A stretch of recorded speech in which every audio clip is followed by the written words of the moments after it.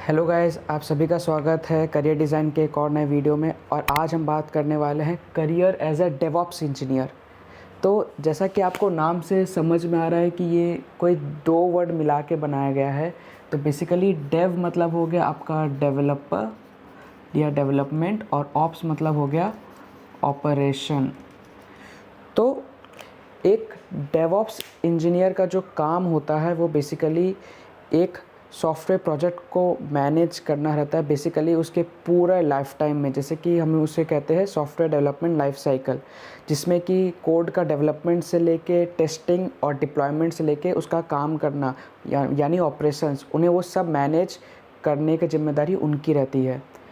अब हम इसमें अगर आपको और इनके काम के बारे में बताएं तो 5 से 6 पॉइंट्स हम इसमें देख सकते हैं कि पहला तो उनका काम रहता है कि वो ऑटोमेट कर दें कोड डिप्लॉयमेंट को, ठीक है। और इसके लिए वो यूज़ करते हैं सॉफ्टवेयर जैसे कि जेनकिंस, ठीक है, और गिट लैब का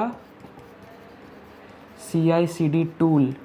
तो इससे क्या होता है कि जो भी आपका कोड डिप्लॉयमेंट रहता है वो ऑटोमेटेड हो जाता है, उसमें ह्यूमन एरर कम रहते हैं और कोड ब्रेकडाउन होने का चांस भी कम हो जाता है।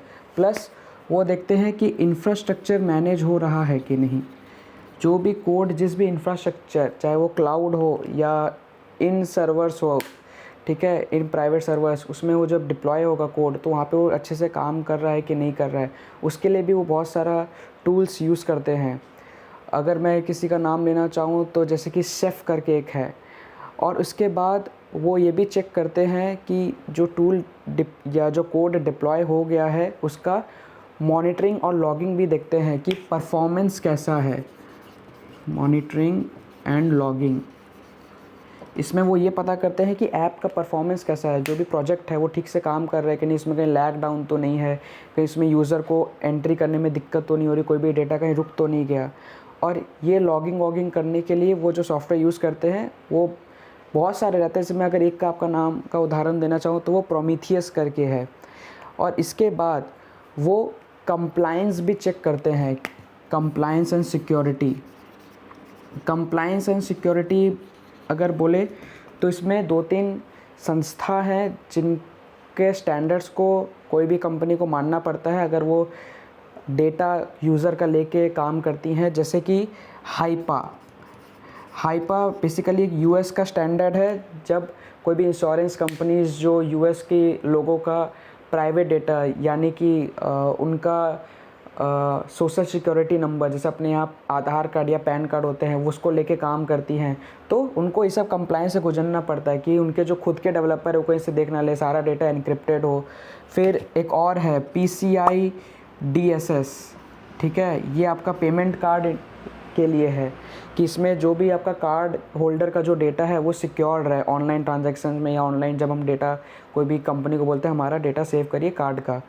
और इसके बाद अगर एक और है तो एक है यूरोपियन यूनियन का GDPR, ठीक है। तो ये वाला बेसिकली यूरोपियन यूनियन लॉ है जिसमें वो कहते हैं कि कोई भी यूरोपियन यूनियन के नागरिक अगर कोई डेटा कोई कंपनी सेव कर रही है तो उसे कैसे मैनेज करना चाहिए, उसे कैसे उसका पायरेसी होने से हम उसे बचाएं।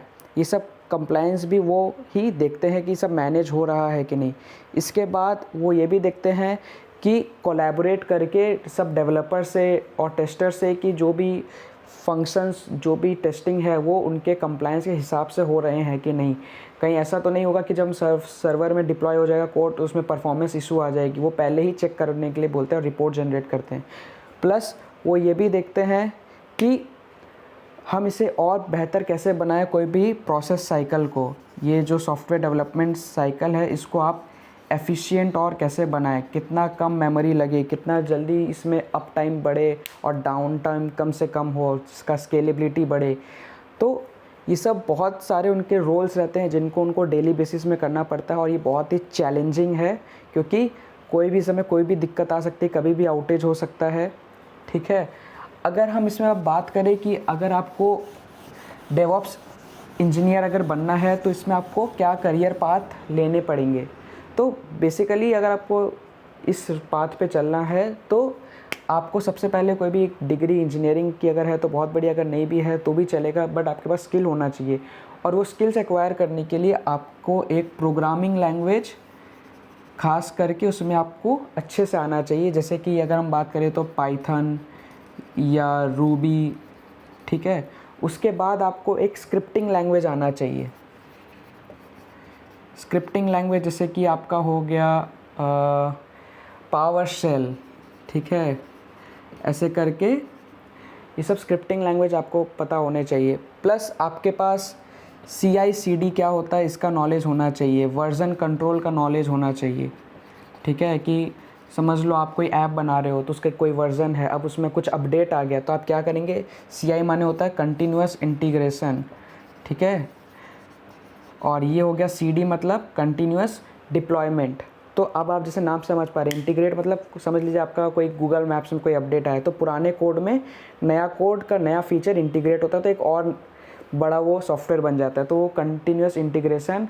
और जब वो कोड बड़ा बन गया तब उसको डिप्लॉय कर देते वो प्ले स्टोर में, तो कंटिन्यूअस डिप्लॉयमेंट। ये सब ऑटोमेटेड होना चाहिए, कम ह्यूमन एरर होना चाहिए, और कभी भी ये चीज़ हो तो वो ऐप या जो सॉफ्टवेयर वो ब्रेक डाउन नहीं हो जाना चाहिए।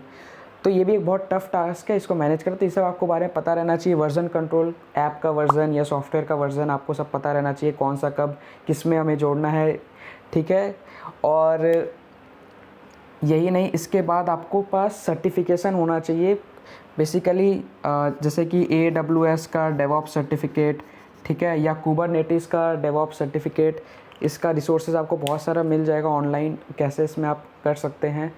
और अगर अब हम बात करें सर्टिफिकेशन के बाद सैलरी की, तो जो सैलरी इंडिया में जैसे कि जो जोग्राफीज़ अलग अलग करके जो देखा गया और जो एवरेज है वो आपका एंट्री लेवल के लिए 4 to 5 लाख से लेके कहीं भी अराउंड आपका 20 लाख से लेके 35 लाख एक मिड ऑफ द करियर के में जा सकता है। और जब अगर आप आर्किटेक्ट बन गए डेवॉप्स के तो उससे भी ज़्यादा हो सकता है, और डिपेंड भी करता है कि आप किस कंपनी में काम कर रहे हो, वो नई है कि ऑलरेडी इस्टेब्लिश्ड है, वो आपको स्टॉक्स ऑप्शंस कैसा दे रही है। तो होप करता हूँ आपको ये वीडियो आज का अच्छा लगा हो, और इससे रिलेटेड डेवऑप्स इंजीनियर से कोई भी अगर मुझे आर्टिकल अच्छा लगे तो मैं ज़रूर उसे डिस्क्रिप्शन बॉक्स में डालूंगा, आप उसे ज़रूर चेकआउट करिएगा। और like, subscribe and share this video among your friends, and meet you in the next one.